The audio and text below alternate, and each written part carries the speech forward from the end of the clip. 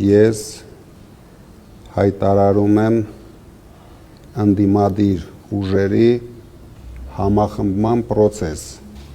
քանի որ մենք այդ սխալը թույլ տվեցինք ընտրություններից առաջ, շատ ընդդիմադիր ուժեր, որոնք միգուցե ազնիվ պայքարում էին, բայց գերագնահատեցին իրենց ուժերը, շատ ընդդիմադիր ուժերի հետ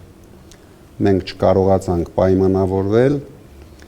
դրա համար հիմա շատ կարևոր է մեր երկրի եւ ժողովրդի համար այս համախմբումը։ Ինձ թվում է այն ընդդիմադիր ուժերը, ում համար թանկ է մեր երկիրը, կարձագանքեն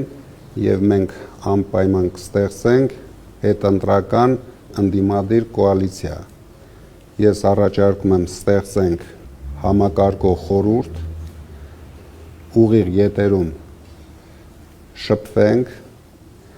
բոլոր խնդիրները մեր ժողովրդին բացահայտենք,